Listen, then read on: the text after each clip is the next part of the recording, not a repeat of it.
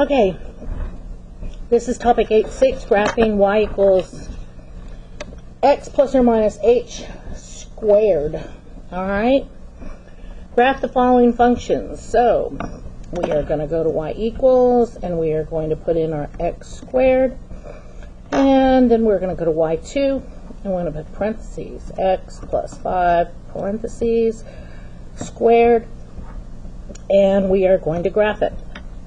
So we are looking at our parent function of a quadratic, and now we are looking at x plus 5 in parentheses squared. Interesting, isn't it? Okay, so I hope you did that in your calculator. So how does the graph of y equals x squared change? It shifts left 5. Okay, so when you add 2x, okay,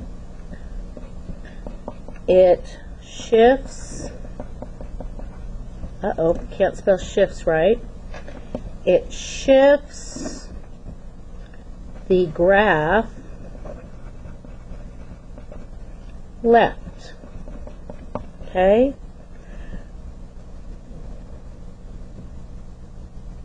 So, if you notice, x plus 5, if I was to find a solution to that, it would be x plus 5 is equal to 0.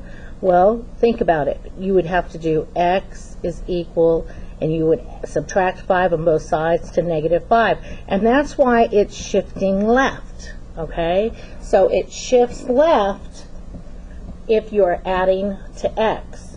Alright? When you add to x, it shifts left.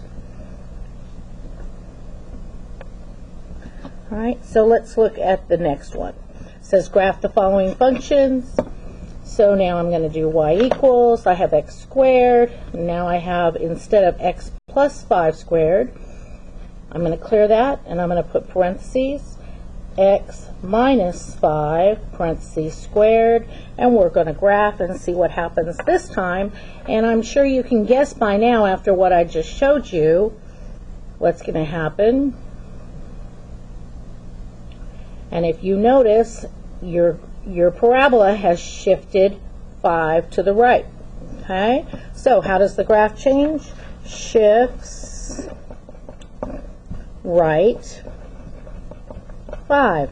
And there again, if you had x minus 5 equals 0 and you solve for x, you would be bringing plus 5 to both sides, and you would have x is equal to a positive 5. So what that tells us is when you subtract from x, okay, the graph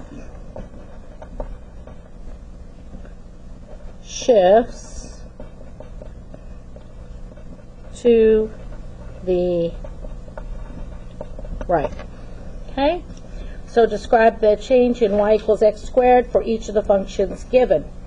So they're wanting you to describe what happens, and you can either put these in your calculator, you can go to there, and then go down to y2. Make sure you leave your parent function in as x1, as y1, I'm sorry, and you have x, parentheses, x plus 1, and squared. But let's guess. If it's plus, it's going to shift it left. So how many is it going to shift it left? We're going to go left 1. Okay, it's that simple. And I will look on the graph to make sure.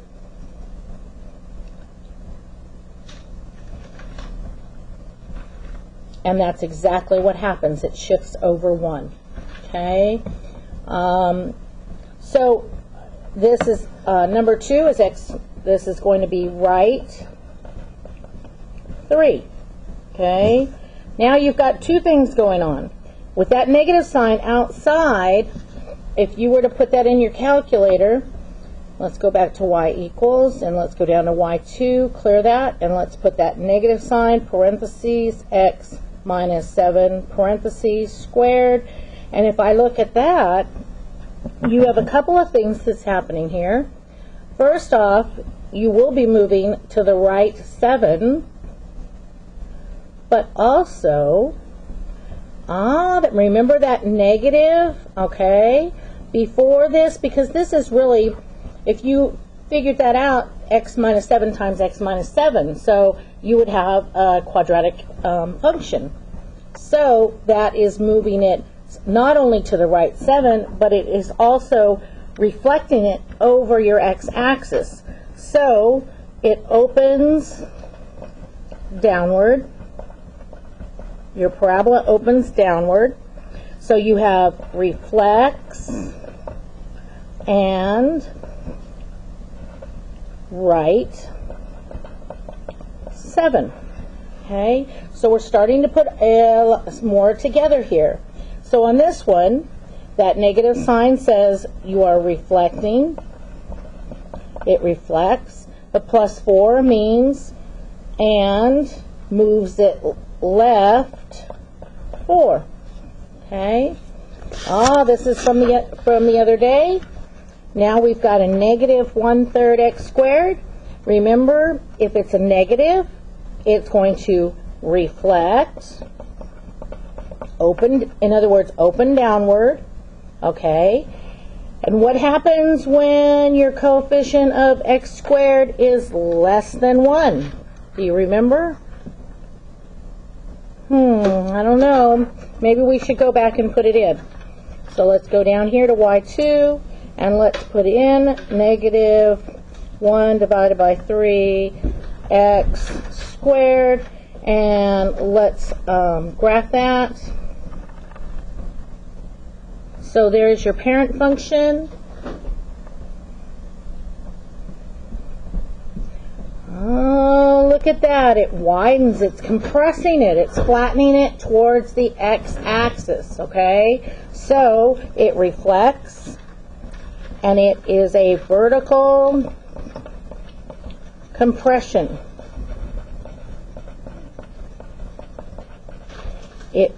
So just so you know, that means it widens that parabola.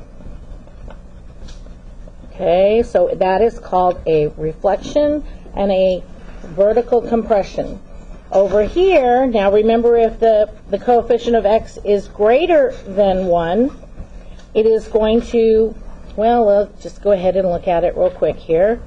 I'm going to clear that, and I'm going to put in 2x squared, and I'm going to graph it just so that we can all see it.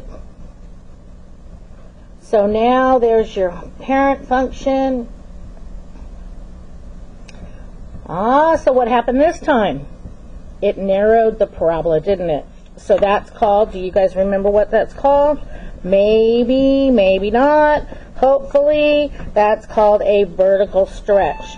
So they're just wanting you to describe what is going on with each function here, okay? Describe the change in the function when relative to the parent function. So this one, you're going to have a reflection, so it's going to reflect over the x-axis, okay? And what happens when we have minus 4? Okay, it's not in parentheses. This is an x squared minus 4. Remember, up here we have x plus 5, x minus 5, okay? It's inside those parentheses, and it's an x, not an x squared yet, okay? So here, remember, this is like yesterday's lesson, so this is going to move down 4, okay? So that is moving it down 4 because it's connected to your x squared. All right, so here y x squared plus 3. So it's still going to be, you know, your parent is here, so it's still going to look like the parent, except for the fact that it's going to move it up 3. So moves up 3. Okay? And so this isn't too difficult. So let's look at the back and finish up. So write an equation for each graph given. All right, here we go. So this has moved right, the vertex has moved right 1. So I would say right 1, okay? And is it 1 over, 1 up, 1 over, 1 up, 1 over, 2 over, 1, 2, 3, 4. So I know that it is the same width or narrowing as the parent function. So that means all you've done is this kind of movement. You've just shifted it to the right one. So we're going to write y equals x minus 1 squared. An x, not an x squared. Okay? So over here, we've moved 1, 2 to the left. So I'm going to write left 2. And it has reflected. And it's reflected. And let's see if it's still the parent. Over 1, down 1. Okay, over 1, 2, down 1, 2, 3, 4. So it's still the same as the parent. So y equals the reflection, and then it's x plus 2 squared, because remember, when you move right, it's a minus, but when you move left, it's a plus. Okay? So here we go. Let's look at this one. Let's see, we moved 1, 2, 3 down. So down 3. It's not reflected. Let's see if it's been stretched or compressed. So if we're over 1, we're up 1. We're over 2, we're up 1, 2, 3, 4. Nope, that looks good. So remember, now that we've moved it up or down, we write it as y is equal to x squared minus 3, because our vertex is at 0, negative 3. Okay? Here our vertex was at negative 2 and 0, and here your vertex was at 1 and 0. I should have done that earlier. That kind of gives you a hint as to what you're doing here. Okay?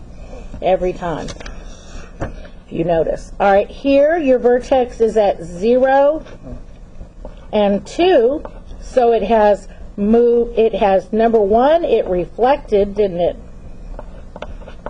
And it also moved up 2. So it's moved up 2 and it's reflected. So that is y equals negative x squared plus 2. Okay? And that's all there is to this. So you have a little assignment. Make sure you are writing down all your movements. And I hope you have a great day.